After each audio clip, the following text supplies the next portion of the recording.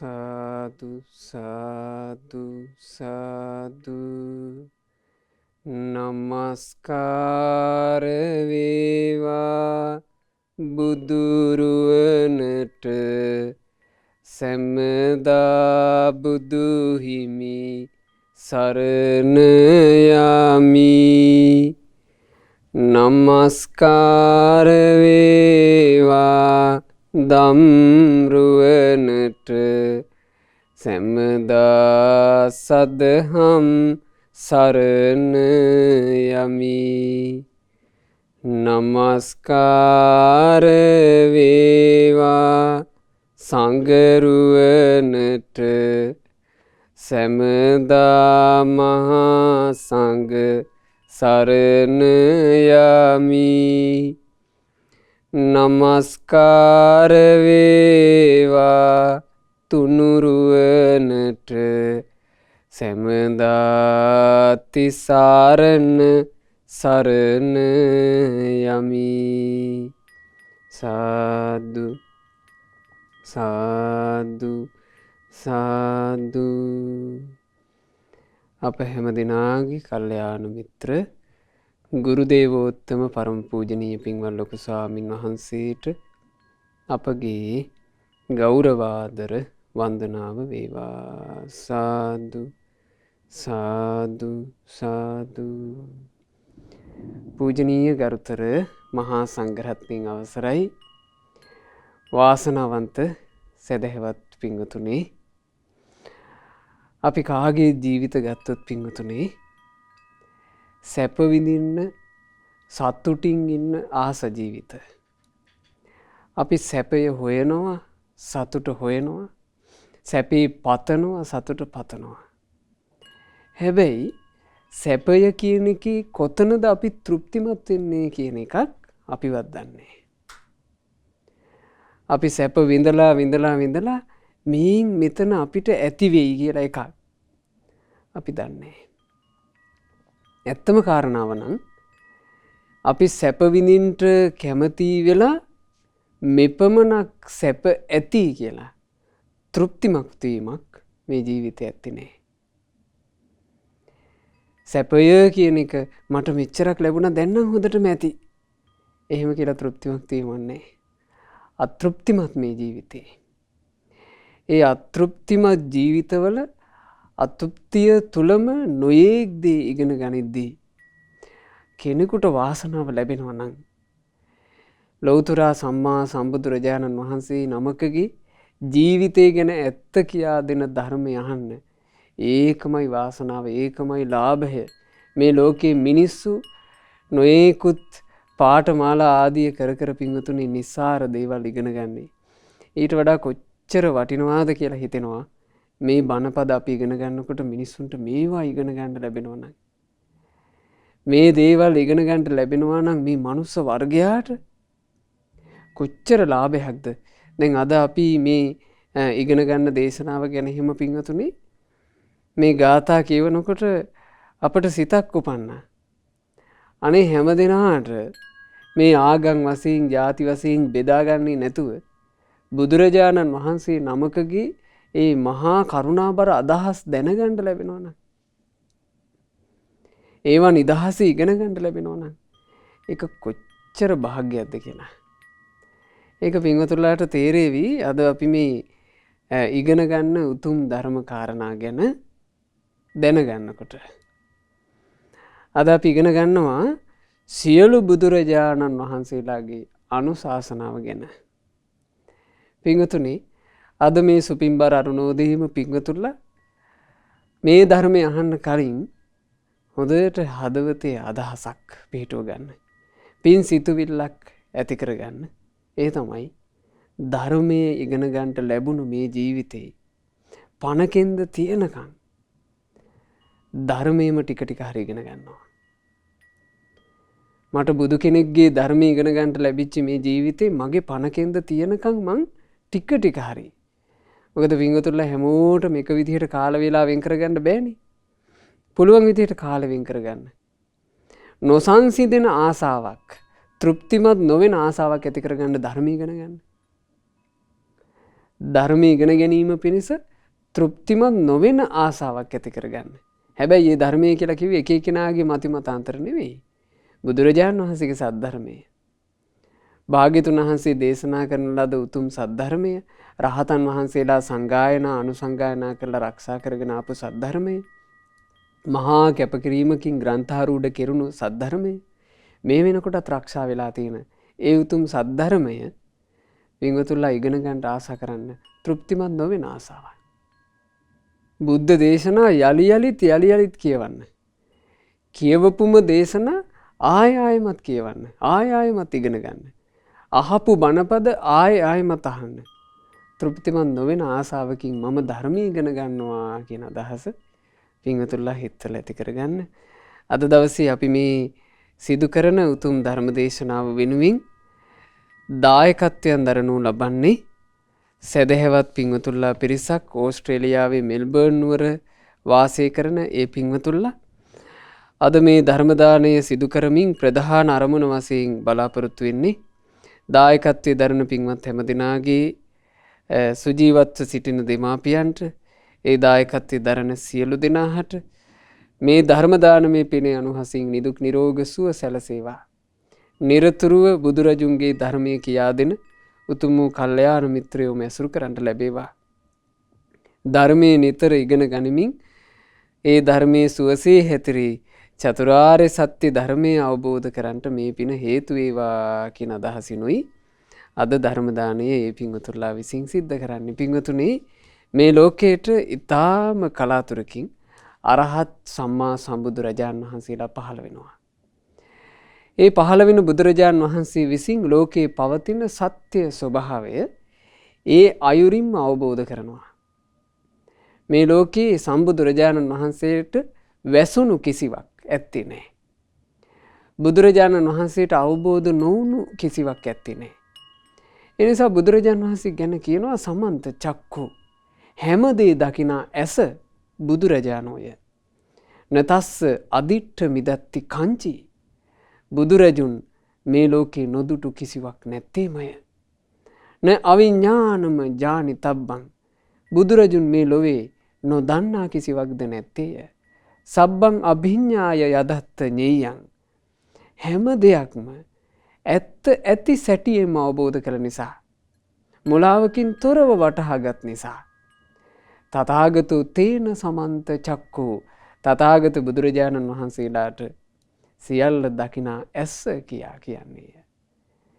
ඉතින් ඒ බුදුරජාණන් වහන්සේලා මේ ලෝකයට සද්ධර්මයේ දේශනා කරනකොට ඇතැම් සම්බුදුරජාණන් වහන්සේලා දීර්ඝ වශයෙන් දහම් කතාව කරනවා. ඒත් පින්වතුනි, ඇතැම් සම්මා සම්බුදුරජාණන් වහන්සේලා දීර්ඝව ධර්ම දේශනා කරන්නේ ගොඩාක් ආයුෂ වැඩි බුදුරජාණන් වහන්සේලා ඒ ජීවත් වෙලා ඉන්න කාලෙම පින් තියෙන ශ්‍රාවක පිරිස හික්මනවා. විශේෂයෙන් දහම් දේශනා කරන්නේ. එනමුත් හැම බුද්ධ ශාසනයකම සියලු බුදුරජාණන් වහන්සේලා කරන පොදු අවවාදයක් තියෙනවා. ඒ අවවාදයට කියනවා ඕවාද ප්‍රාතිමෝක්ෂය. ඒ අවවාද ගාථා 3කින් සමන්විතයි. හරිම ලස්සනයි මේ ගාථා. ලෝකයට පහළ වෙන සම්බුදුරජාණන් වහන්සේලා මේ මනුස්ස වර්ගයාට කොච්චර සිතක්, ශාන්තියක්, සුවයක්, සැනසුමක් උදා කරනවාද කියන එක මේ ගාථා ඉගෙන ගන්නකොට අපිට තේරෙනවා. පින්වතුනි, පින්වතුන්ලාටත් මේ ගාථාවන් තිරේ දර්ශනය වේවි. ඒ දර්ශනය වෙන ගාථා හොඳට මිහිරට සජ්ජායනා කරන්න, හඬ නගලා සජ්ජායනා කරන්න. සියලු බුදුරජාණන් වහන්සේලා ලොවට දේශනා කරන ඒ උතුම් බුද්ධ වචන අපේ මේ කටකින් කියාගන්න ලැබෙනවා කියන්නේ කොච්චර ලාභයක්ද. ඒ නිසා පින්වතුන්ලා මාත් සමගම වන්දනා කරගෙන මේ ගාථාවන් තිරේ දෙස බලාගෙන හොඳට සජ්ජායනා කරමු. සබ්බ පාපස්ස අකරණං කුසලස්ස උපසම්පදා සචිත්ත පරියෝදපනං ඒතං බුද්ධාන ශාසනං සියලු පව් නොකිරීමද කුසල් නිතිරැස් කෙරුමද සිත පිරිසිදු කිරීමද මෙයයි ඔවදන බුදුවරුන්ගේ. සම්බුදුරජාණන් වහන්සේලා ලොවට කියන්නේ කුමක්ද? සබ්බ පාපස්ස අකරණං. සිතකය වචනේ හසුරුවනකොට පව් කරන්න එපා. කය මුල් කරගෙන පවක් කරන්න එපා. වචන කතා කරද්දී ඒ වචන වලින් පව් කරගන්න එපා. හිත හසුරුවද්දී පව් කරන්න එපා. කුසලස්ස උපසම්පදා. කුසල් උපද්දන්ට මහන්සි ගන්න. සත්තිස් බෝධි පාක්ෂික ධර්ම කියන කුසල් මූලික කරගෙන තමුන්ගේ ජීවිතයට කුසල් උපද්දන්න මහන්සි ගන්න. ජීවිතය ඇතුලේ උපදවන දේවල් විදිහට කුසලයේ උපද්දන්න. මොනවද කුසල් කියලා කියන්නේ? සතර 이르දිපාද, සතර සම්‍යක් ප්‍රධාන, සතර සතිපට්ඨාන, සද්ධා විරිය සති සමාධි ප්‍රඥා කියන පංච ඉන්ද්‍රිය, පංච බල, සප්ත බොජ්ජංග ධර්ම සති ධම්ම විචේ විරිය පීති පස්සද්ධි සමාධි උපේක්ඛා කියන බොජ්ජංග හත. ඊළඟට ආර්ය අෂ්ටාංගික මාර්ගය. මේ උතුම් කුසල් උපදවන්න මහන්සි ගන්න ඕන. සචිත්ත පරියෝදපණං. තමුන්ගේ හිත පිරිසුදු කරන්න. හිත කිලිටි වෙන්නේ අකුසල් වලින්. හිත කිලිටි වෙන්නේ පව් වලින්. පව් නොකර අකුසල් නොකර මේ හිත පිරිසුදු කරන්න. මේක සියලු බුදුරජාණන් වහන්සේලා කරන අනුශාසනාවක්. බලන්න ලෝ සත කෙරෙහි තියෙන අනුකම්පාව. සම්බුදුරජාණන් වහන්සේලා ලොවට කරන අනුශාසනාව මෙයයි. මෙබඳු අති උදාර අනුශාසනාවක් කරන බුදුරජාණන් වහන්සේගේ අනුශාසනාව ගැන ඇතැන් අවාසනාවන්ත පුද්ගලයෝ කියනවා අහලා නැද්ද? ආපෝ බුදුරජාණන් වහන්සේගේ ධර්ම දේශනාවේ තියෙන්නේ මේ මරණය ගැනනේ, නාක වෙන එක ගැනනේ. එච්චරනේ තියෙන්නේ. ඔය ධර්මය අහන එක පරිහානියට හේතු වෙනවා. ජීවිතේ කාලකන්ණි වෙනවා. එහෙම අහලා නැද්ද? ඒ වචන ප්‍රකාශ කරනකොට ඒ කටවල් තියෙන පුද්ගලයාට ඒක කොහොම දිරවන්න වෙයිද කියලා අපිට හිතා ගන්න බෑ. ඊළඟට ඇතැන් කාන්තාවෝ ඉන්නවා බුදුරජාණන් වහන්සේ කියලා කියන්නේ පුරුෂ ආධිපත්‍යයක් පවත්තු කෙනෙක්ක කාන්තාවට ගරහපු කෙනෙක් කියලා මේ බුදුරජාණන් වහන්සේගේ භාසිතයට ඒ බඳු වචන කියන කාන්තාවෝ කට නිසා වෙනසෙනවා. ඒ නිසා හොඳට බලන්න සම්බුදුරජාණන් වහන්සේ නමක් ලෝකයට කියන සුන්දර ධර්මය. ඒක කොච්චර මනුස්ස වර්ගයාට යහපත පිණිස පවතින එකක්ද? කන්ති පරමං තපෝ තිතික්ඛා නිබ්බානං පරමං වදන්ති බුද්ධා නහි පබ්බජිතෝ පරෝපඝාති සමනෝ හෝති පරං විහෙටයන්තු. පරම තපස ලෙස කිව යුතු වන්නේ සමනුන්ගේ ඇති ඉවසීමයි. පරම වදන බුදුවරු පවසන්නේ උතුම් මමා මහ නිවන ලෙසයි. පැවිදි කෙනා සිහිනුවණින් හැම විට සතුන් මෙරීමෙන් වැළකී සිටී. අන් අය වෙහෙසට පත් කරවන්නා කිසිවිටෙකත් ශ්‍රමණයෙකු නොවෙයි. බුදුවරු වදාරන්නේ එයයි. කන්ති පරමං තපෝ තිතික්ඛා. ඉවසීම කියන ශාන්තියයි උතුම්ම තපස. නිබ්බානං පරමං වදන්ති බුද්ධා.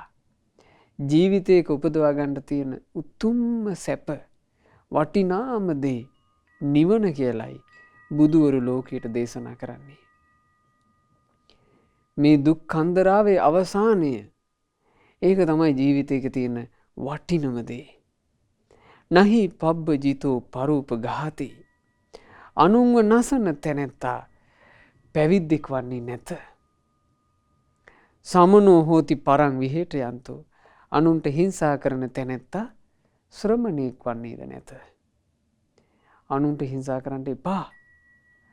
අනුන්ව වෙහෙසවන්ට එපා. නසන්ට එපා කියන එක නේද බුදුවරුන්ගේ අනුශාසනාව.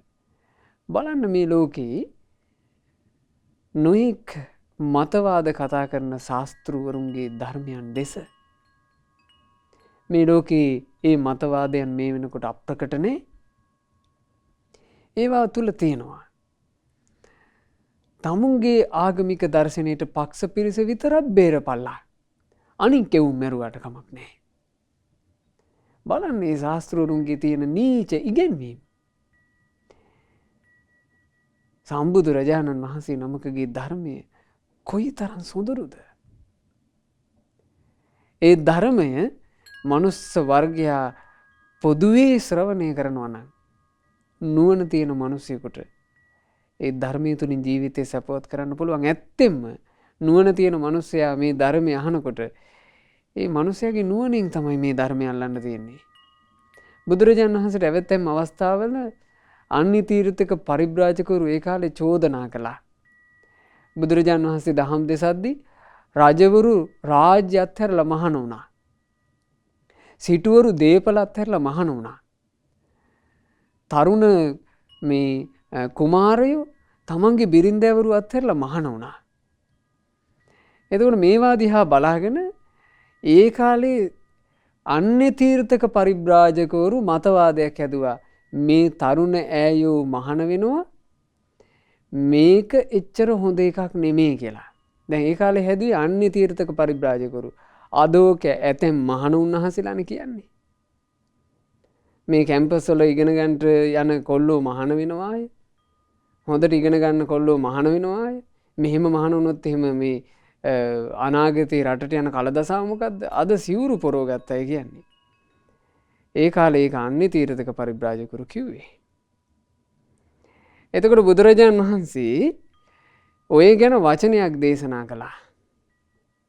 බුදුරජාණන් වහන්සේ වදාලා නයන්තිවේ මහා වීරා සද්ධම්මේන තථාගතා.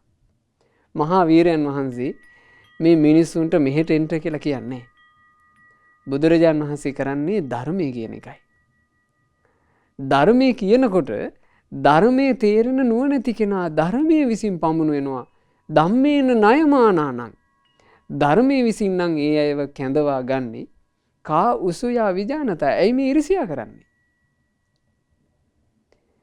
ධර්මයේ තේරෙන නුවණැති කෙනා ඒ ධර්මයේ කෙරෙහි පහන් සිත් ඇති කරගෙන ධර්මයේ ස්පර්ශ කරනකොට ඇයි මේ ඉරිසියා කරන්නේ? එහෙමයි බුදුරජාණන් වහන්සේ ඇහුවේ. ඉතින් ඒ නිසා මේ ධර්මයේ කියන එක හොඳට පැහැදිලිව තේරුම් ගන්න ඕන එකක් පින්වතුනි. ජීවිතය සම්බන්ධයෙන් මේක නේද තියෙන ඇත්තම ස්වභාවය කියලා නුවණ තියෙන බුද්ධිමත් කෙනෙකුට මේ සදහම් පද අහද්දී අනිවාර්යයෙන්ම තේරෙනවා. බුදුරජාණන් වහන්සේ මේ විදිහටත් වදාලා අනූපවාදෝ අනූපඝාතෝ පාතිමොක්ඛේච සංවරෝ මත්තඤ්ඤුතාච භත්තස්මින් පන්තංච සයනාසනං අධිචිත්තේච ආයෝගෝ ඒතං බුද්ධාන ශාසනං ගැරහුම් නොකොට අනුනට හිංසා නොකොට අනුනට සුරකින්න උතුම් සිල්පද ඉඳුරන්ද සංවර කොට නුවණින් යුතුව වළඳන හුදෙකලා වෙහි නිවාසන නිතර වීරිය වඩමින පවත්වයේ සමාහිත සිත මෙයයි බුදුවරයන්ගේ ඔවදන. මේක තමයි සම්බුදුරජාණන් වහන්සේලාගේ අවවාදේ. කාටවත් නින්දා අපහාස කරන්නට එපා. කාගේවත් ජීවිතයකට හානියක් කරන්නට එපා. හොඳට ප්‍රාතිමෝක්ෂ සංවර සීලයෙන් සංවර වෙන්න. ගිජුකමින් බොජුන් අනුභව කරන්න එපා. අර්ථය දැනගෙන ජීවත් වීම පිණිස විතරක් මේ ආහාර පාන අරගන්න. දුර ඈත වනසෙනසුන් වල මේ කාමයට එක්ක එකතු වෙන්නේ නැතුව හිත පිරිසිදු කර කර වාසය කරන්න. හිත පිරිසිදු කිරීම උදෙසා වුවමනා කරන උතුම් භාවනා සංකල්පනා මේ හිත ඇතුලේ වඩන්ට. හොඳට චිත්ත සමාධිය පුරුදු වෙන්න. ඒ තම බුද්ධ අනුශාසනයි. මේ තමයි බුදුරජාණන් වහන්සේලාගේ අනුශාසනාව. පින්වතුනි, මේ බඳු අනුශාසනාවක් ලෝකයට ශාන්තිය උදා කරන අනුශාසනාවක් සිදු කරන සම්මා සම්බුදුරජාණන් වහන්සේලාව සරණයන්ට ලැබුණා කියලා අපි අපේ හිත ඇතුලේ අහිංසක සතුටක් ඇති කරගන්න ඕන. අනේ මං ඒකට වාසනාවන්තයෙක් වුණා. මට මේ බොල් ශාස්ත්‍රූවරු සරණ යන්නේ නැතුව අරහත් සම්මා සම්බුදුරජාණන් වහන්සේම සරණ යන්න ලැබුණා. මට කොච්චර ලාභයක්ද. ආන් එහෙම සතුට අපි අපේ හදවත්වල ඇති කරගන්න ඕන. ඒ සතුටින් අපි ලද මේ බුදු සරණ රක්ෂා කරගන්නට අපි උත්සාහවත් වෙන්න ඕන. ඒ බුදු සරණ රක්ෂා කරගන්නවා කියලා කියන්නේම පින්වතුනේ මේ භාග්‍යතුන් වහන්සේගේ අවවාදය කරන්න මහන්සි ගැනීම. පව් බැහැර කරන්න ඕන. කුසල් වඩන්න ඕන. හිතේ යම් මේ කිලුටු තියෙනවා නම් පිරිසුදු කර කර වාසය කරන්න ඕන. ඉවසීම කියන එක හොඳට පුරුදු කරන්න ඕන. නිවන කැමැතිව පින් කුසල් වඩන්න ඕන. නිවන කැමැතිව ධර්මයේ හැසිරෙන්න ඕන. කිසි කෙනෙකුගේ ජීවිතයට හිංසාවක්, පීඩාවක්, වෙහෙසක් නොකර ඉන්න ඕන. අන් අයට නිନ୍ଦා අපහාස කිරීම නවත්තන්න ඕන. කිසි කෙනෙකුගේ ජීවිතයට හානියක්, හිංසාවක් නොකර ඉන්න ඕන. තමන් සුරකින්න සිල්පද ටික ආදරයෙන්, ගෞරවයෙන් ආරක්ෂා කරන්න ඕන. ප්‍රමාණය දැනගෙන අර්ථය සලකාගෙන භෝජන අනුභව කරන්න ඕන. ඉන්ද්‍රිය ටික හොඳට සංවර කරන්න ඕන. ඉතින් මේ දේවල් කරනවා නම් බුදු සරණ රැකෙනවමයි. හැබැයි මේ දේවල් කිරීම කියලා කියන්නේ ඉතින් හිතන තරම්ම පහසු එකකුත් නෙමෙයි. බුද්ධ කාලේ මහා පින් තිබ්බ ශ්‍රාවකයන්ට පවා ඇතැම් වෙලාවට මේ කාම ලෝකයේ ඇස්සේ කාමයන් හින්දා ගුටි කෑමෙන් මේ මහා ලාභය අහිමි වෙන්න ගියපු අවස්ථා තිබුණා. ඇයි පින්වතුනි, පාරක තොටකට බහපුවම මුලා වෙලා යන දේවල්නේ තියෙන්නේ. පාරේ ගහලා තියෙන බෝඩ් එකේ ඉඳලා මුලාව. ඉතින් ලේසි කෙනෙකුට බේරෙන්න අමාරුයි. හොඳට බුදු සරණ සිහි කරගෙන බුදුරජාණන් වහන්සේගේ ශ්‍රාවකයෝ විදිහට අපි මේ සංසාරයේ ස්වභාවය තේරුම් බේරුම් කරගෙන සසරින් නිදහස් වෙන්න ඕන කියන හැඟීමකින් කටයුතු කරන කෙනෙක් රැකේ. අනිත් කෙනෙකුට ඉතින් ලේසියෙන් බේරෙන්න අමාරුයි මේ කාම ලෝකේ. එක භික්ෂුන් වහන්සේ නමක් ඒ කාලේ තරුණ අවදියේම මහණ වුණා. පැවිදි වෙලා ධර්ම ඉගෙනගෙන කාලයකට පස්සේ දහම් චාරිකාවේ වැඩම කළා. දැන් දහම් චාරිකාවේ වැඩම කරාම පින්වතුනේ ඉන්දියාවනේ දුර ඈතට කිලෝමීටර් ගණන් වඩිනවනේ. සමහරවිට තමන්ගේ ගම් රටවල තොරතුරු ඒ යන දිශාවේ මානෙකට ඇහෙන්නේ. ඉතින් අවුරුද්දක් හමාරක් දහම් චාරිකාවේ වැඩම කරලා කාලයකට පස්සේ තමයි මේ ස්වාමීන් වහන්සේට ආයේ තමන්ගේ ගම් රටවල් බලා වැඩම කරන්නට පුළුවන්කම ලැබුණේ.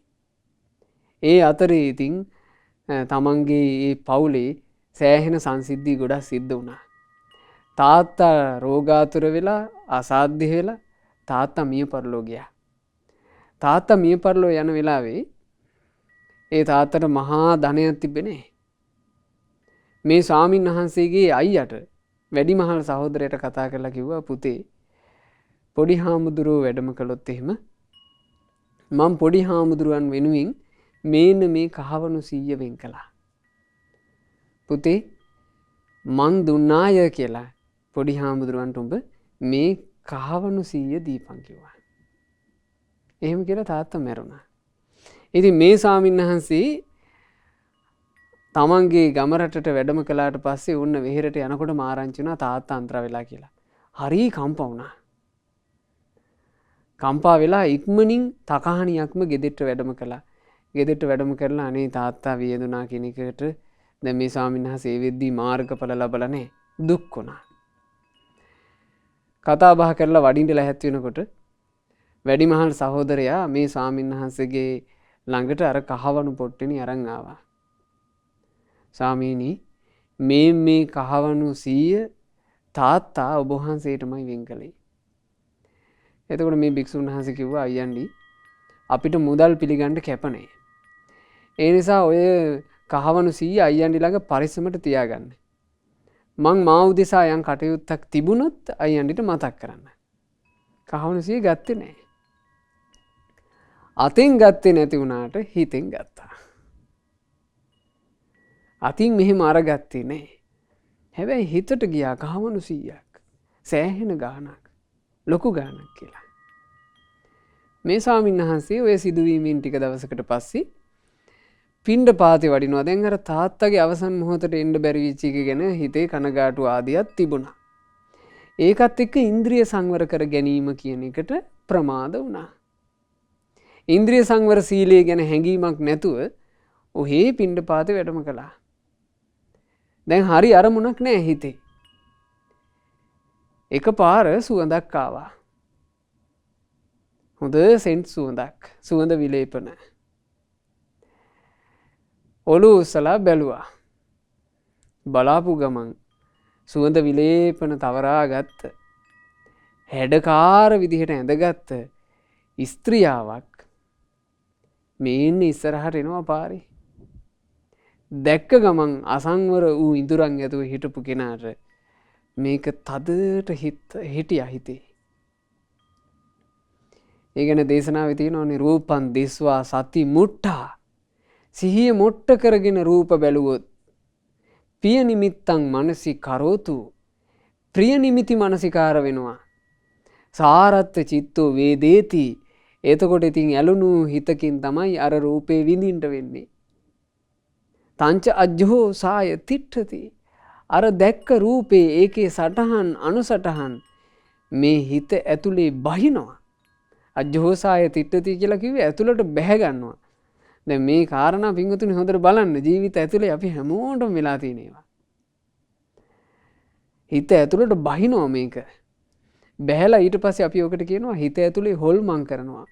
හක්කොලම් කරන්න පටන් ගන්නවා. එහෙම වෙලා නැන්ද ජීවිතේ? සමහර ආදරය කරන අය තමන් ආදරය කරන පෙම්වතා පෙම්වතිය හැමතිස්සෙම හිතෙන් මවාගෙන ඒ ලෝකේ ජීවත් වෙන්නේ නැන්ද? ළඟ නෑ. හැබැයි හිත ඇතුලේ S2 පියාගත්ත ගමන් එයාගේ හිනහව, එයාගේ අංගපසංග, එයාගේ ඇස් මෙහෙම නිමිති අනුනිමිති මතක් වෙන්නේ නැන්ද? මේකට තමයි කියන්නේ අජ්ජෝ සාය තිට්ඨති. ඇතුලේ කිඳා බැස්සා. තස්ස වඩ්ඩන්ති වේදනා අනේකා රූප සම්භවා. ඊට පස්සේ අභ්‍යන්තරයෙන්ම එනවා වේදනාවල් අර රූපේ මුල් කරගෙන. අර රූපේ මුල් කරගෙන සරාගී වේදනා එනවා. අයියෝ මට යාව හම්බ වුණේ නෑ නේද කියලා වේදනා එනවා. මට යාව අහිමි වෙලා යයිද කියලා වේදනා එනවා. දැන් මේ ස්වාමීන් වහන්සේට මේ ටික වුණා. මේ ටික වෙනකොට බුදුරජාණන් වහන්සේ දේශනා කළා ඒවං ආචිනතෝ දුක්ඛං. ওই විදිහට දුක ලං කරගන්නකොට ආරා නිබ්බානං බුච්චති. නිවනින් ඈතට යනවා කියලා කියනවා. දැන් මේ ස්වාමීන් වහන්සේ පැවිද්දට පත් වෙලත් නිවනින් ඈතට යන්න පටන් ගත්තා. දැන් Tamanට සිහිනුවන පිහිටලා නැති නිසා තේරෙන්නේ නැහැ. ඉතින් ටික ටික දානේ වළඳන එක අඩු වුණා. දැන් අර කෙස්රැවුල් බාලා එහෙම පැවිද්දේ සතුටින් පිළිවෙලකට ඉන්නේ නැහැ. සිවුරු හොදන්නෙත් නැහැ. දැන් හරි නොසතුටින්. පැවිද්ද කියන එක වදයක්. අනෙක් ස්වාමීන් වහන්සේලාට තේරුණා මේ වෙනස. ඒ ස්වාමීන් වහන්සේලා මේ භික්ෂුන් වහන්සේට කතා කළා. ආයමතුනි මොකෝ ඔබ වහන්සේ හොඳට හිටියනේ. මේ මොකෝ මේ දැන් වෙනස් වෙලා? කිව්වා නෑ මං වැඩි දවසක් ඉන්නේ මං සිවුරු අරිනවා කිව්වා. එතකොට ඒ ස්වාමීන් වහන්සේලා මේ භික්ෂුවගේ ආචාර්ය උපාධ්‍යයන් වහන්සේලාට ඉක්මනට ඕක දැනුවත් කළා. අනේ ස්වාමීනි ආන්න අසවල් භික්ෂුව අපිත් එක්ක මෙහෙම වචනයක් කිව්වනේ. ඒ ආචාර්ය උපාධ්‍යයන් වහන්සේලා ඉක්මන් කරලා බුදුරජාන් වහන්සේ ළඟට මේ භික්ෂුවව එකතු කරගෙන ගියා. ඒ එකන් ගියාට පස්සේ බුදුරජාන් වහන්සේ අහනවා ඈ භික්ෂුව හැබැයිද මේ ආචාර්ය උපාධ්‍යයන් වහන්සේලා කියන්නේ ඔබ මේ සිවුරු ඇරලා යන්ට සූදානම්ය කියලා එහෙම හිතනවද? අනේ එහෙමයි ස්වාමීනි. ඇයි භික්ෂුව ඔබ එහෙම හිතන්නේ? හොඳයි. ඔබ සිවුරු ඇරියා කියලා හිතමු. සිවුරු ඇරියට පස්සේ ඔබට ගිහි ජීවිතේ පටන් ගන්න යම් පිළිවෙලක් ඔබ හදාගෙන තියෙනවද? ඔබ කොහොමද ජීවිතය පටන් ගන්නෙ? සිවුරු ඇරලා. එතකොට මේ භික්ෂුව කියනවා ස්වාමීනි අපේ තාත්තා මිය දුනානේ. තාත්තා මිය යනකොට තාත්තා මට කහවණු 100ක් තියලයි ගිහින් තියෙන්නේ. ස්වාමීනි මට පුළුවන් කහවණු 100න් ජීවිතේ පටන් ගන්න. එතකොට බුදුරජාණන් වහන්සේ වදාලා හොඳයි භික්ෂුව. එහෙනම් ඉතින් සිවුරු අරින්නම ඕනම කියනවා නම් මුලින්ම මං කියන දේ කරලා ඉන්න. දැන් ගිහිල්ලා භික්ෂුව ගල් කැට 100ක් අහුලගෙන ඉන්න. ඒ ගල් කැට 100 අහුලගෙන ඇවිල්ලා මේ ගල් කැට 100න් කළ යුතු දෙයක් තියෙනවා. ඊට පස්සේ භික්ෂුවට පුළුවන් සිවුරු අරිනවද නැද්ද කියලා තීරණය කරන්න.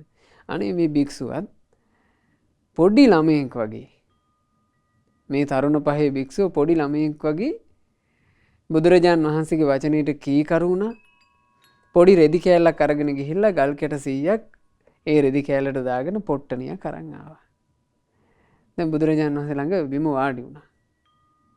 වාඩි වුණාම භාග්‍යතුන් වහන්සේ කියනවා හා භික්ෂුව දැන් ඔන්න ඔය ගල් කැට වලින් ඔය ගල් කැට විදිහට තියෙන්නේ භික්ෂුවට ලැබිලා තියෙන කහවණු 100 කියලා හිතමු. දැන් භික්ෂුව සිවුරු ඇරියට පස්සේ ජීවිතේ පටන් ගන්න හැටි මට කියන්න. ස්වාමීනි මං මුලින්ම මටම කියලා ඉඩම් කෑල්ලක් ගන්නවා. භික්ෂුව මේ කාලේ ඉඩම් කෑල්ලකට කොච්චරක් විතර වේදයි යයිද?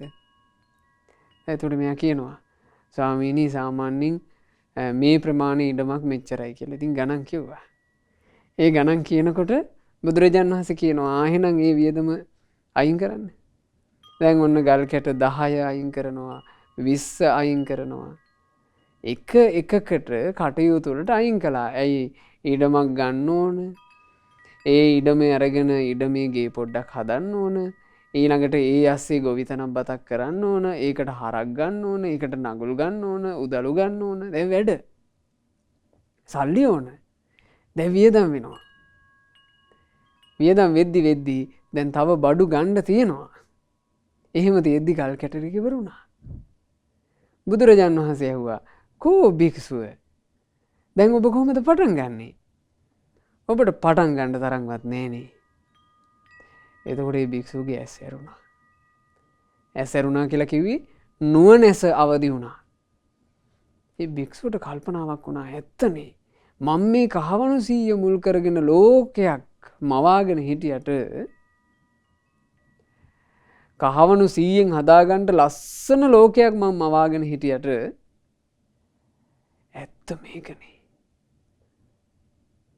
ඇත්ත තත්ත්වය මේකනේ. මං ඉඳලා තියෙන්නේ කොච්චර මුලාවකද. දැන් ලෝකේ යන්නේ පිංගුතුනේ මේ ක්‍රමයටම නෙවෙයිද? ලෝකේ යන්නේම මේ ක්‍රමයට. එක දේවල් කර බලනවා මේ විදිහට ගියොත් මට මෙතෙන්ට යන්න පුළුවන්. ලොකු හීනයක් මවාගෙන. මෙතෙන්ට ගියා කියලා කියන්නේ එතනින් එහාට මං දිනනවමයි. එහෙම ලොකු චිත්‍ර මවාගෙන. ඒ චිත්‍රය යථාර්ථයක් ගැන කිසි හැඟීමක් නැහැ. එතකොට බුදුරජාණන් වහන්සේ මේ භික්ෂුවට කියනවා පින්වත් භික්ෂුව ඔහොම නෙමෙයි. කහවණු වැහි වහින පුණ්‍ය එරදි තිබ්බ රජවරු හිටියා ඒ කාලේ. ඒ රජවරුන්ටවත් තමන්ගේ ධන සම්පත් වලින් තෘප්තිමත් වෙන්න බැරි වුණානේ කිව්වා. එතකොට ඒ භික්ෂුව කියනවා අනේ ස්වාමීනි මං ආසයි ඒ කතාව අහන්න. බුදුරජාණන් වහන්සේ ඒ වෙලාවේ වදාලා අතීතේ වාසය කරපු මහා මන්ධාතු කියන රජුරුව ගැන. මහා මන්ධාතු කියලා අතීතේ රජෙක් හිටියා. ඒ රජාට විශේෂ පුණ්‍ය එරදියක් තිබුණා. ඒ රජු සක්විති රජෙක්. සක්විති රජුරන්ට තිබුණා විශේෂ පුණ්‍ය එරදියක්. ඒ රජුරුවන්ගේ පිනට ඒ රජුරුවන්ට කහවණු වර්ෂා වැටෙනවා. ධනක් උසට කහවණු වැහි වහිනවා. එහෙම ධනය පිනට ධනය ගලනවා. එහෙම පුණ්‍ය එරදියක් ඒ රජුරුවන්ට තිබුණා. එතකොට මේ ධන සම්පත් වලින් සක්විති රජෙක් විදිහට ලැබිච්ච සප්ත රත්න වලින් මේ රජුරු හරි සැපට හිටියා. ඒ කාලේ පින්වතුනේ මිනිසුන්ගේ ආයුෂ හරි දිගයි. දීර්ඝ ආයුෂ කොටින්ම දෙවියන්ගේ දිව්‍ය ආයුෂයත් ඉක්මවා ගිහින් තිබුණා. ඒ කාලේ මිනිස්යාගේ ආයුෂ. එතකොට මේ මහා මණ්ඩාතු කියන සක්විති රජුරවන්ට හිතෙනවා සක්විති රාජ්‍යයට වඩා හොඳයි දේව රාජ්‍යය. මං දෙව්ලොවත් ආක්‍රමණය කරන්න ඕන. ඒ කාලේ මහා පුණ්‍ය එරදිහි තිබුණු මේ අද කාලෙට වඩා පුණ්‍ය එරදි ස්වභාවයෙන් බලවත් මිනිස්සු වාසය කරපු කාලය. ඒ නිසා මේ මිනිසයන්ට පුළුවන් වුණා දෙව්ලොව ආක්‍රමණය කරන්න. ආක්‍රමණය කරේ කොහෙද? තව්තිසාව. තව්තිසාව ආක්‍රමණය කරලා තව්තිසාවෙන් කොටසක් මේ මහා මණ්ඩාතු රජුරුව පාලනය කරා කියනවා. ඒ පාලනය කරපු සමයේ මේ රජ්ජුරුවෝ පණ පිටින් ඉද්දී සක්දෙවිඳුලා 16 දෙනෙක්ම චෝත වුණා. දීර්ඝායසයි. එහෙම වාසය කරනකොට එතකොට දැන් සක්දෙවිඳු තව්තිසාවෙන් භාගයක් පාලනය කරනවා, මහා මන්දාතු රජුරුවෝ භාගයක් පාලනය කරනවා. මේ පාලනය කියලා කිව්වට මේ මහා යුද්ධ අරගල තියෙනව නෙමෙයි. ධාර්මික පාලන මේවා. ධර්මයක් තුල පාලනය වෙන්නේ. එහෙම පාලනය කරමින් ඉද්දී මේ මහා මන්ධාතු රජුරවන්ට ලාමක හිතක් උපන්නා. මන් දැන් තව්තිසාවේ භාගයකටයි රජ. මේ සක්දෙව් රජුරෝ ඉන්න හින්දා තමයි මට සම්පූර්ණයෙන් තව්තිසාව පාලනය කරන්න බැරි. මේන්න මේ සක්දෙවිඳුව මොකක් හරි උපායකින් මැරුවා නම් මම තනියෙන් රජු වෙනවනේ කියලා හිතුණා. ඒ හිතිච්ච සැනින් අර තිබුණු පුණ්‍ය එරදිමේ හැකියාව නැතුව ගියා. පිරිහුණා. පිරිහිලා යලි මහා මන්දාතු රජුරුව වාසය කරපු මේ මනුස්ස ලෝකේ මාලිගාවේ පහළ වුණා කියනවා. අර දෙව්ලොව ඉන්න තිබ්බ හැකියාව නැතුව ගියා. එතකොටම රජුරුවන්ගේ ආයුෂ අවසන් වූ බව රජුරුවන්ට තේරුණා. ඉක්මනින් මේ රජුරුව රම්පතක් අරගෙන ඒ රම්පතේ ලිව්වා කියනවා. අනාගතේ රජවරුන්ට දැන ගැනීම පිණිස මහා මන්දාතු කියා රජෙක් සිටියේය. ඒ රජාට හාස්කමක් බඳු පුණ්‍ය එරදි තිබුණේය. සල්ලි හොයා වෙහෙසින් රුවමනාවක් තිබ්බේ නැත. පුණ්‍ය එරදියක් විදිහට කහවණු වැහි වැස්සේය. ඒ රජා මනුස්ස ලෝකේ විතරක් නෙවෙයි තව්තිසාවද පාලනය කළේය. එසේ පාලනය කරපු ඒ රජාද මරණයට පත් වූයේ කාමයන්හි තෘප්තිමත් නොවීමය. එතකොට එහෙමත් කාමයන්ගේ තෘප්තිමත් වීමක් නැතිකොට පින්වතුනේ මේ කාමය කියලා කියන්නේ නම් මේ ජීවිතයට සැප දෙනවා කියලා කියන්නේ නම් මේ දීලා ඇති කියලා නවතින එකක් නම් නෙමෙයි. කොච්චර දුන්නත් මදි. බලන්න පඩි මදි කියලා තමයි හැම රටකම හැම තැනකම පෙළපාලි තියෙන්නේ. මිනිස්සු රැකී ආරක්ෂා කරනකොට හැම රටකම හැම දේශාන්තරයකම තියෙන්නේ පඩි මදි කියලානේ. අපිට පඩි මදි, අපිට ලැබෙන ලාභ මදි කියලා එකක්. කොහෙවත් පෙළපාලි නෑනේ. අපිට දැන් මේ සැප වැඩි ඇති අපිට. එහෙම කියලා එකක් නෑ. කොච්චර ලැබුණත් මදි. ඉතින් බුදුරජාණන් වහන්සේ ආන්නේ මොහොතේ මේ භික්ෂුවට සිහි උපදින්න හරි ලස්සන ගාථා දෙකක් වදාලා. නකහා පන වස්සේන තිත්තිකාමේසු විජ්ජති අපස්සාදා දුක්ඛා කාමා ඉති විඤ්ඤාය පණ්ඩිතෝ රන් කහවණු වැස්සක් ඇද හැලුනත් තනි කෙනෙකුට නෑ සෑහින්නේ සුළු සතුටක් ඇති කාම සැපය තුල බොහෝ දුක් විඳවිය යුතු වන්නේ නුවණින් විමසා බලමින් සොඳ ලෙස නුවණැත්තා වටහා ගන්නේ අපි දිබ්බේසු කාමේසු රතින්සෝ නාදි ගච්ඡති තණ්හක්ඛය රතු හෝති සම්මා සම්බුද්ධ ශාවකෝ දෙව්ලොව ඇතිකම් සැපයටවත් ඔහු නැත ආසා ඇති කරගන්නේ සියලුම තණ්හා ගෙවා දමන්නට ඔහු ආසා ඇති කරගන්නේ සම්බුදු ශ්‍රාවකයෙකු වන්නේ. බලන්න මේ කාමයේ ගැන බුදුරජුන් වදාළදී කහවණු වැහි වැස්සත් හිතක් තෘප්තිමත් වෙන්නේ. අපස්සාදා දුක්ඛ කාමා ඉති විඤ්ඤාය පණ්ඩිතෝ නුවණැත්තා නම් හැබැයි අඳුන ගන්නවා මේ කාමය කියලා කියන්නේ අල්ප ආස්වාදයක් තියෙන මහා දුක්ඛන්දරාවක්. එහෙම දකින නුවණැත්තා අපි දිබ්බේසු කාමේසු දෙවියන්ට තියෙන දිව්‍යමය කාමයටවත් රතින් සෝනාදි ගච්ඡති ඇලෙන්ට යන්නේ. තණ්හක්ඛය රතෝ හෝති මේ දුක් හදන තණ්හාව දුරු කරන්නමයි ආස කරන්නේ. සම්මා සම්බුද්ධ ශාවකෝ ඒ තමයි බුදුරජුන්ගේ ශ්‍රාවකයා. ඉතින් බුදුරජාන් වහන්සේ නමකගේ ශ්‍රාවකෙක් පරිණත විදිහට ජීවිතේ දිහා බලනකොට දිව්‍යමය කාමයටවත් එයාගේ ඇල්මක් නම් හටගන්නේ. මොකද දන්නවා එයා මේ කාමයට අල්ප ආස්වාදයක් තියෙන දුක් ගොඩක්. ඒ හින්දා පින්වතුනේ බුදුරජාණන් වහන්සේගේ ශ්‍රාවක ශ්‍රාවිකාවෝ විදිහට අපි මේ අල්ප සැපක් තියෙන දුක් ගොඩකට ආසා කරගෙන ඉන්න එක අපට ගැලපෙන්නේ නැහැ. ඒක සුදුසුත් නැහැ. අපි ටික ටික හරි උත්සාහවත් වෙන්න ඕන මේ කාමයේ තියෙන නිස්සාර භාවය තේරුම් ගන්න. කාමයේ තියෙන නිස්සාර භාවයේ තේරුම් ගන්නට අපිට සාරවත් වූ තෙරුවනටම හිත පහන් වෙනවා. ඒ සාරය දේශනා කරපු මහා කාරුණික ශාස්ත්‍රුන් වහන්සේ ගැනම හිත පහදිනවා. ඒ බුදුරජාන් වහන්සේලාගේ උතුම් අවවාදය ගැනම හිත පහදිනවා. ලෝකයට කලාතුරකින් පහළ වෙන සම්මා සම්බුදුරජාණන් වහන්සේ නමකගේ මේ සොඳුරු සද්ධර්මය අහන්ට ලැබිලා තියෙද්දි කාමයට එක්ක ඇලී ගැලී වෙලි කාමයේ අත්හැර ගන්න බැරුව වාසය කරනවා කියලා කියන්නේ අවාසනාවක්. ඒ නිසා මේ කම්සුවය ගැන තියෙන තෘෂ්ණා අත්හරින්න ඕන. ධර්මයටම ආසා කරන්න ඕන. සංසාර ගමනේ අපි මෙච්චර කාලයක් ආවේ කාමයේ කෙරෙහි අතෘප්තිමත් වෙච්ච නිසා. කාමයේ ගැන තෘප්තිමත් වෙච්ච නැති නිසා සංසාර ගමන මෙච්චර දිග්ගැහුණා. මේ සංසාර ගමන කඩන්න නම් සසර ගමන කඩන සසර ගමන නසා දමන ධර්මයේ ඉගෙන ගන්නට අතෘප්තිමත් ආසාවක් ඇති කරගන්න. ගොඩාක් ආස කරන්න.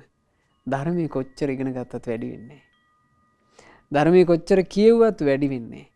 ධර්මයේ කොච්චර ඇහුවත් වැඩි වෙන්නේ. බුදුරජාන් වහන්සේගෙන් දවසක් කෙනෙක් අහනවා ස්වාමීනි සවම්පත් වලින් අහන දේවල් වලින් මහන් මිනිස්සෙක් අහගෙන ඉඳලා ශ්‍රේෂ්ඨ වෙනවා නම් ඒ සවම්පතින් ඇහෙන වටින දේ මොකද්ද? බුදුරජාන් වහන්සේ වදාළේ මිනිස්සෙක් ශ්‍රේෂ්ඨත්වයට පත් කරන ඇහෙන දේ ධර්මයයි. ශ්‍රේෂ්ඨත්වය කරා යන්න කැමති මිනිස්සෙක් ඇසිය යුතු දේ ධර්මයයි. ශ්‍රේෂ්ඨත්වය කරා ජීවිතය අරගෙන යන්න කැමති මිනිස්සෙක් ඉගෙන ගත යුතු දේ ධර්මයයි. ශ්‍රේෂ්ඨත්වය කරා යන්න කැමති මිනිස්සෙක් හිත ඇතුලේ මෙනෙහි කළ යුතු දේ ධර්මයයි.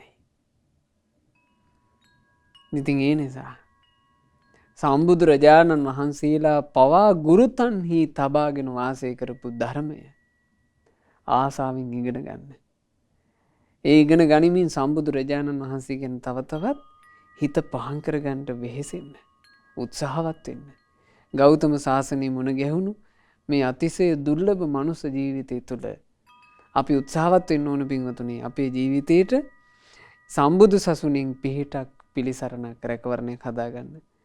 ලාමක කාමයට එක්ක ඇලී ගලී වාසය නොකර ධර්මයෙන් පිළිසරණක් හදාගන්නට අපි වාසනාවන්ත වුණොත් අන්න ඒ බඳු කෙනාට තමයි කියන්නේ සම්මා සම්බුද්ධ ශාවක, බුදුරජාණන් වහන්සේගේ ශ්‍රාවකයා, බුදුරජාණන් වහන්සේගේ ශ්‍රාවිකාව කියලා.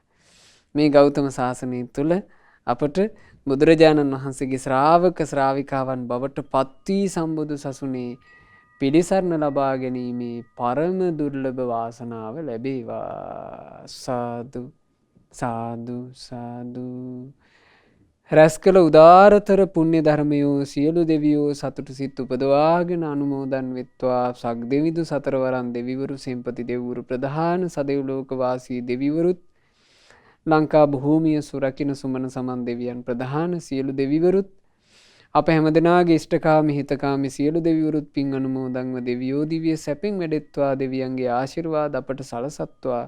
දෙවියෝද සසර දුකින් අත මිදේවා. සාදු සාදු සාදු. රැස් කරගන්නට යෙදුණු උදාරතර පුණ්‍ය ධර්මයන් අපගේ ගුරු දේවෝත්තම කල්යාණ මිත්‍ර පරම පූජනීය පින්වත් ලොකු ස්වාමීන් වහන්සේට අනුමෝදන් වෙත්වා. ගුරු දේවයන් වහන්සේ නිදුක්ඛ නිරෝගීව දීර්ඝායුෂ ලබත්වා. ගෞතම සාසනය තුලම උතුම් වූ චතුරාර්ය සත්‍ය ධර්මය පරිපූර්ණ වශයෙන්ම අවබෝධ කරගන්නට වාසනාව ලැබෙත්වා. සාදු සාදු සාදු. රැස් කරගන්නට යෙදුනා වූ මේ උතුම් පුණ්‍ය ධර්මය අද ධර්ම දානමය පින සිද්ධ කරන ඕස්ට්‍රේලියාවේ මෙල්බර්න් නුවර වාසය කරන ඒ සදහැවත් පින්වතුන්ලාගේ නමින් යන්තාක් මිය පරලොව යන්ට යෙදුණු ඥාතීන් හිත මිත්‍රාදීන් වෙද්ද ඒ සියලුම ඥාතීන්ට මේ සියලු පුණ්‍ය ධර්මය අනුමෝදන් වෙත්වා. දෙමාපියන් ඇතුළු තමන්ගේ නමින් මිය ගියා වූ සියලු ඥාතීන්ට පින් අනුමෝදන්ව ඥාතීන්ගේ පරලොව සැපයටම පත්වෙත්වා. ඉක්මන් භවයකදීම අපගේ ඥාතීන්ට සසර දුකින් නිදහස් වීම පිණිස මේ ධර්ම දානමය පින ඒකාන්ත වශයෙන් හේතුපකාර ධර්මයක්ම වෙත්වා කියන ප්‍රාර්ථනාවෙන් පින් අනුමෝදනා සිදු කරන්න. ධර්ම දානය සිදු කරන සුපින්වතුන්ලා බලාපොරොත්තු වෙන අයුරින්ම කොරෝනා වෛරසය හේතුවෙන් රෝගාතුර වී සිටින ලංකාවාසී ලෝකවාසී සෑම සියලු දෙනාට ඉතා ඉක්මනින්ම නිදුක් නිරෝග සුව සැලසේවා කියන අදහසින් අපි සෙත් ප්‍රාර්ථනා කරමු. රැස් කරගන්නට යෙදුණු මේ උතුම් පුණ්‍ය ධර්මයන් මහමෙවුනා වාසී රටලෝක වාසී පූජනීය මහා සංඝරුවනට අනුමෝදන් වෙත්වා. අනගාരികා මෑණිවරුන්ට අනුමෝදන් වෙත්වා. සීල්ගුණ සපුරන මහා සංඝරුවන නිදුක් වෙත්වා, නිරෝග වෙත්වා, දීර්ඝායුෂ ලබත්වා. ගෞතම සාසනය තුලම ධර්මාවබෝධයෙන් සැනසෙත්වා. සාදු සාදු සාදු.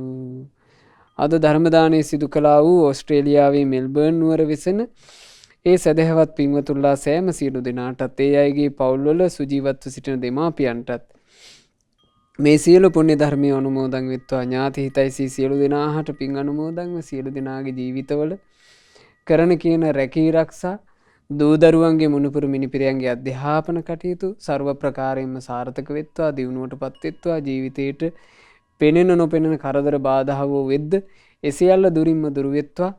ඊතා සුවසේම දහම් මඟ දියුණු කරන්නට ලැබේවා. සුවසේම පින් රැස් කරන්නට ලැබේවා.